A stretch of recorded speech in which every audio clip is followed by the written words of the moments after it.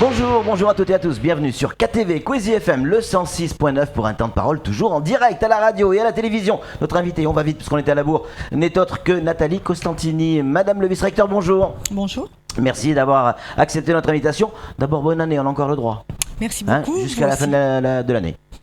Plein de bonnes choses aussi à vous et vos collaborateurs. Allez, très vite, on démarre parce qu'il y a beaucoup d'actualités, un peu dramatiques. On va commencer avec ce qui s'est passé à la briqueterie du côté de Cavani où des gamins sont entrés, des individus on va dire, sont entrés dans l'école et ont agressé un enseignant à coups de couteau semble-t-il, dans le dos, en tout cas sur l'omoplate. C'est une situation qui vous inquiète ? Mais bien sûr, c'est une situation qui nous inquiète parce que comme vous le dites, ce sont bien des gamins qui sont rentrés, hein, donc ça veut dire qu'il n'y a plus aucun rapport entre ce qui peut se faire et n'importe qui rentre n'importe où, a des armes, ne respecte aucun lieu parce que si une école est un lieu public de service public, c'est pas un hall de gare et personne ne peut y rentrer s'il n'y est pas autorisé. Alors il y a eu un droit de retrait qui s'est fait le lendemain, si j'ai pas de bêtises. Oui, tout à fait. Certains expliquent que vous auriez plus ou moins, vous, le vice-rectorat,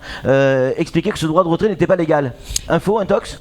Intox, ce droit de retrait était tout à fait légal, puisqu'un droit de retrait c'est quand il y a un danger imminent. Alors on peut toujours dire que c'était le lendemain et que le danger n'était plus imminent, sauf qu'on n'avait pas l'assurance que l'école était à nouveau surveillée et que d'autres intrusions ne se feraient pas. Donc oui, moi je confirme le fait que les enseignants avaient tout à fait raison de pouvoir prendre un temps pour discuter. Leur droit de retrait et leur inquiétude. Évidemment. Il y a le côté juridique, mais voilà, sur le plan humain.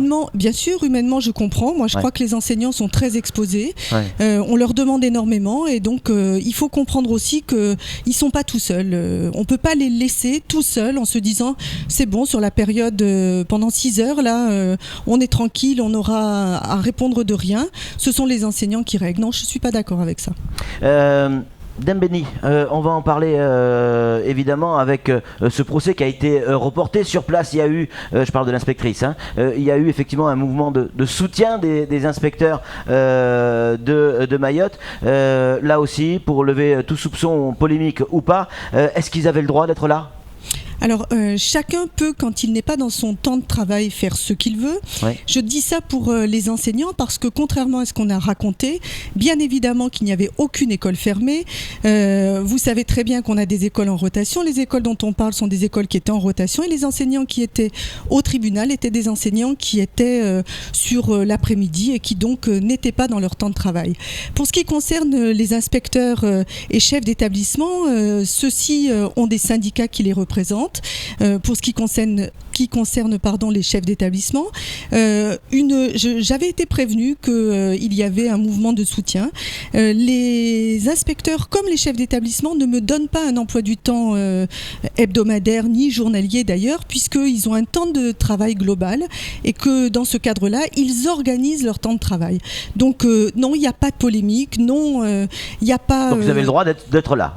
Ils avaient absolument le droit d'être là et je trouve que c'est très bien de montrer qu'à un moment donné, Madame Legros n'était pas toute seule et que c'est l'institution dans son ensemble qui est concernée par une polémique. Elle a été réintégrée, je crois, en octobre. Bien évidemment, parce qu'il y a quand même eu une action de justice. Je vous rappelle que c'était quand même incitation à la haine raciale et que dans ce cadre-là, le procureur, qui est quand même le seul habilité à donner ses conclusions, a conclu à un non-lieu. Donc, je voudrais bien qu'on arrête un peu tout ça parce que c'est aussi de nature à faire en sorte que les enfants considèrent qu'il n'y a plus de règles, qu'il n'y a plus de cadre et qu'on peut intenter un procès à n'importe qui, on peut faire une polémique de quelque chose qui n'a pas lieu d'être, on peut essayer d'envenimer les choses. C'est très facile et je voudrais juste dire, puisqu'on est à la période des vœux, si j'avais un vœu, plutôt un souhait, parce que c'est plus fort qu'un vœu, c'est que les gens aient confiance en nous, qu'on travaille avec la confiance, qu'on n'essaye pas de construire de la méfiance entre les gens et surtout pas qu'on soit sur la défiance. Alors, vous parlez de tribunal et de justice, on y reste si vous êtes d'accord. Des questions un peu compliquées aujourd'hui. Village d'Eva qui vous traîne au tribunal. Et pourtant, Village d'Eva qui accueille ces gamins, notamment du côté de Kaweni, ils leur donnent ils font l'école de la rue, tout simplement. Ils vous reprochent de ne pas avoir intégré une centaine, je crois, de gamins. C'est pas parce qu'on fait une bonne action qu'on doit par ailleurs en faire une mauvaise. Ça se compense pas, d'accord ? Donc moi, je respecte profondément ce que fait le Village d'Eva sur ses actions dans les bangas, dans la rue, voilà, très bien. En revanche, je trouve très déplorable aussi qu'on nous assigne au tribunal pour non-scolarisation d'enfants, alors même que je rappelle quand même que dans la loi française, c'est l'instruction qui est obligatoire et que nous avons reçu depuis le début de l'année 1300 élèves de plus que les élèves qui étaient dans nos écoles. Quand je dis reçus, ça veut dire que nous les avons positionnés, ils ont eu un entretien avec leur famille, nous leur avons fait un test de positionnement, 868 ont été convoqués, les autres ne sont pas venus à la deuxième rencontre, 868 se sont positionnés, ont été convoqués, 749 sont venus passer un test à Magicavo, ça a duré 2 jours dans l'établissement, 749 enfants.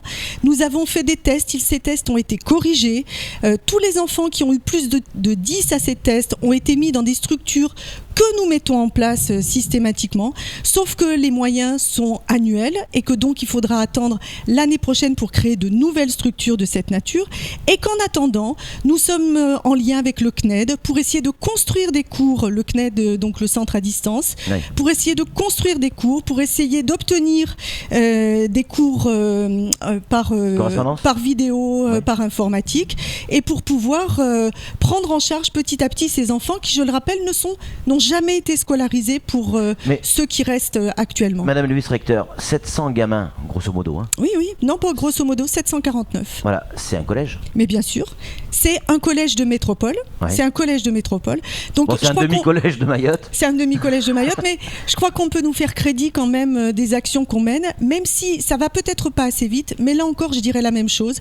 Plutôt que de dire à ces familles que nous ne faisons pas, plutôt que de faire peur à ces familles, il vaudrait mieux qu'on vienne avec nous travailler pour qu'on trouve une solution. C'est une main tendue vers Village d'Eva, ça ? Mais bien sûr, je fais une réunion le 27 janvier avec l'ensemble des associations partenaires de l'école pour justement pouvoir travailler. Moi, j'amène les fonds, j'amène les cours. J'ai besoin de personnel pour m'aider et j'ai surtout besoin de locaux parce que moi, je n'ai plus de place dans mes établissements.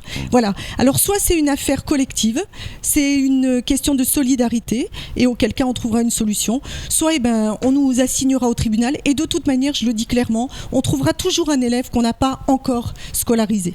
Alors, on reste dans le même domaine. Vous avez certainement suivi les nouveaux chiffres en termes de naissance du côté du CHM. Plus de 9000 naissances par an. En tout cas en 2015. Et par femme. Comment ? Et par femme. Sur l'année 2015, c'est-à-dire une naissance par heure. C'est-à-dire 24 naissances par jour. Ça veut dire une classe par jour. Il va falloir se remonter les manches là. Vous me dites bonne chance, c'est ça ? Oui, c'est ça. Vous êtes d'accord avec ça ? Ça veut dire quoi ? Ça veut dire qu'il va falloir d'ores et déjà demander des moyens supplémentaires. Une classe de plus par jour, Madame le vice-recteur.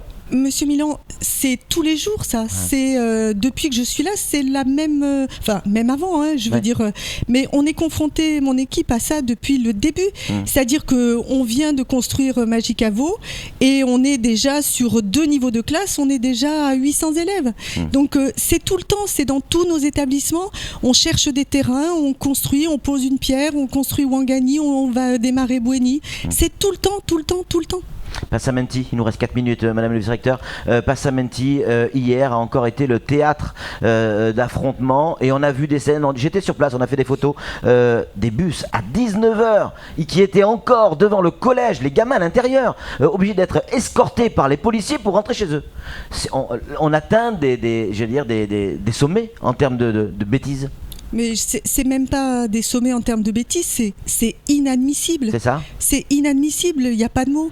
Vous vous rendez compte un peu de l'action que sont obligés de faire les chefs d'établissement, les enseignants, vous vous rendez compte de la manière dont ils sont obligés de faire leur travail ? Dans quel climat ? Vous vous rendez compte ? Comment voulez-vous que les enfants puissent apprendre ? Moi, j'en appelle aux parents, j'en appelle aux familles. Il faut impérativement que les choses cessent. Et quand je dis j'en appelle aux familles, je ne dis pas que les familles de nos élèves ne sont pas présents.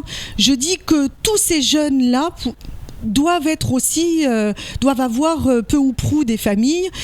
Tous ne sont pas seuls, tous ne sont pas isolés. Je crois que justement, quand on tombe dans la délinquance, on profite aussi de certaines situations pour pouvoir réaliser des délits avec un peu plus d'impunité. Et donc voilà, c'est un phénomène de société. Moi, Mayotte me fait peur, pas pour moi, même si je crains comme les autres, mais je suis triste de ce qui se passe à Mayotte parce que ces enfants-là ont vraiment envie de faire quelque chose. Ils ont vraiment envie de pouvoir avoir un avenir aussi, enfin un vrai avenir. Bien sûr.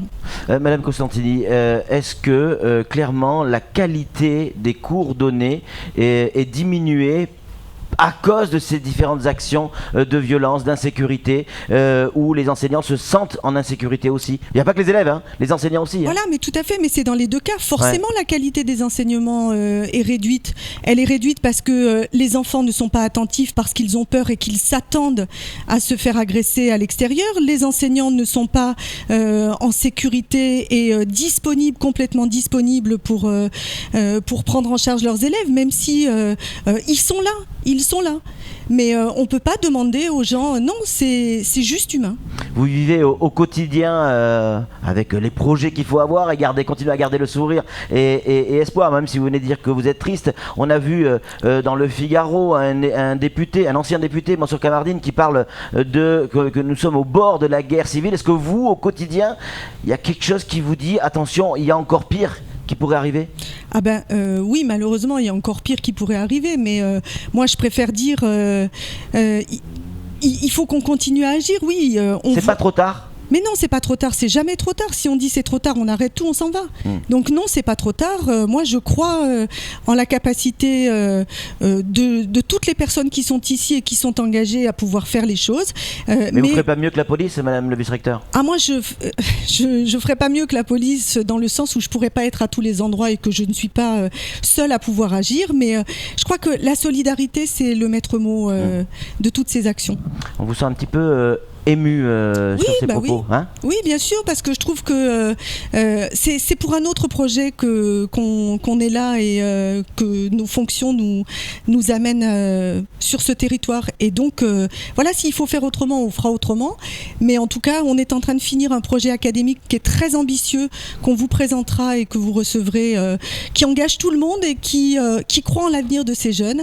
Et donc, moi, je voudrais que tout le monde puisse croire en l'avenir de ces jeunes et qu'on puisse essayer d'éradiquer cette violence qui est totalement inadmissible. J'espère que très prochainement vous aurez l'occasion, vous, vos services, de revenir sur ce plateau pour nous parler aussi de ce qui est peut-être le plus important, le projet pédagogique pour nos gamins. Merci beaucoup, madame le vice-recteur, d'être venue sur ce plateau, un plateau compliqué ce matin. C'est tout pour ce temps de parole. Tout de suite, la suite de nos programmes.